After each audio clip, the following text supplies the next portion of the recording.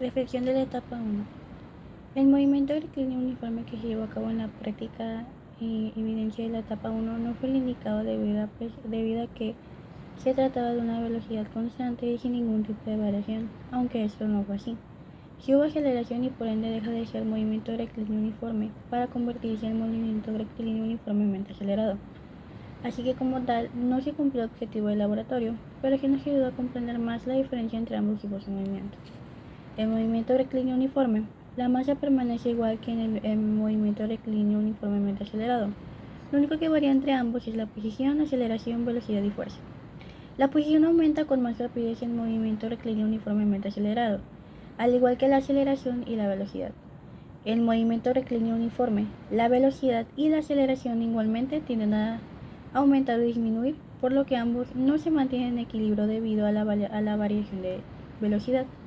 En ambos casos existe una fuerza que actúa sobre el cuerpo en movimiento y el cual provoca una aceleración. Aunque las expectativas de la práctica no fueron las esperadas, gracias al simulador y la práctica nos ayudó a reforzar más los conocimientos que adquirimos con anterioridad con respecto a las leyes de Newton. Los conceptos de aceleración, velocidad, masa, fuerza y posición, la cinemática y hacer gráficas que representan estos cambios. Ahora sabemos identificar de mejor manera cuál es la diferencia entre el movimiento rectilíneo uniforme y el movimiento rectilíneo uniformemente acelerado. Etapa 2.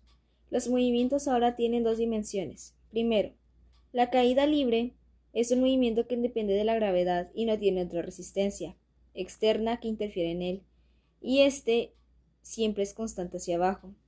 Luego está el movimiento parabólico, que funciona en dos dimensiones, desprendiéndose del suelo alcanzando su altura máxima y a su vez horizontalmente hasta llegar al nuevo suelo. En el tiro horizontal, el movimiento de un cuerpo que es lanzado con trayectoria horizontal, en el que actúan dos movimientos distintos. El primero es el horizontal, que avanza hacia el frente con una velocidad constante, y el otro es el vertical, que es la fuerza de gravedad que actúa sobre el cuerpo, provocando que aumente 9.81 metros sobre segundos de velocidad por cada segundo. Y por último, el tiro vertical, que es un movimiento que describe un cuerpo que cuando se lanza verticalmente hacia arriba o hacia abajo, para después moverse bajo la acción de la gravedad.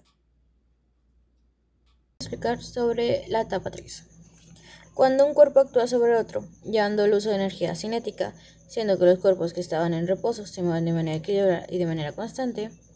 Por ejemplo, en un molino de agua, el agua mueve la rueda, siendo una explicación visual de lo anterior explicado. Esto se le llama movimiento circular, o también es reconocido como movimiento circular uniforme, en el cual tiene periodo, tiempo y un número. Entonces, como su nombre lo dice, se trata de un movimiento circular, siendo este algo impecable, ya que no cambia hasta que el otro cuerpo deje de hacer contacto con este. Es circular, obviamente, y contiene una aceleración, teniendo también un ángulo para sacar otras medidas como el radio. También vimos sobre dos desplazamientos, el lineal y el angular. El desplazamiento lineal es un movimiento de una dimensión y el desplazamiento angular es más circular, ya que esta gira, rodea y rota. Entonces, un ejemplo de la lineal sería caminar y un ejemplo de la angular sería un ventilador. Entonces, los dos son diferentes. Ahora, también vimos periodo y frecuencia. En el periodo sería un tiempo que tarda un objeto en el movimiento circular. Entonces sería también la frecuencia, el cual es una unidad de número de tiempo. Entonces estos dos están relacionados con el desplazamiento angular, solamente que también sería como ondas que están relacionando con este que es inversamente proporcional. Conclusión de la etapa 4. La dinámica trata del estudio de las causas del movimiento y de sus cambios, en donde vamos a utilizar las leyes de Newton, las cuales hemos utilizado desde la etapa 1.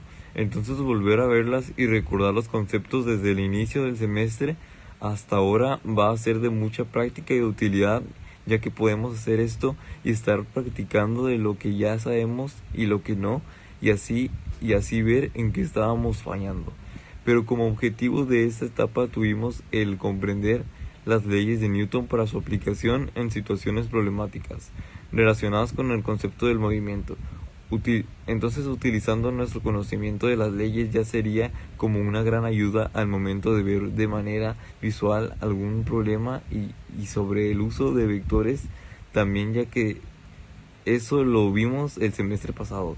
Entonces, en pocas palabras, combinar nuestros conocimientos del ahora y del antes nos ayudó a resolver algunos conflictos, los que se suele llamar la atención en la dinámica, y las leyes de Newton en su manera, explicarlos con los movimientos cotidianos y hacerlos ver de manera sencilla. Bueno, es sencilla de ver, pero de manera de explicarlo no, y tampoco de verlo como algo más. Entonces es lo que se hace llamar la atención. Y por último, el simulador no estuvo difícil de manejar, pero sí de comprender al momento de cómo sacar algunas cosas.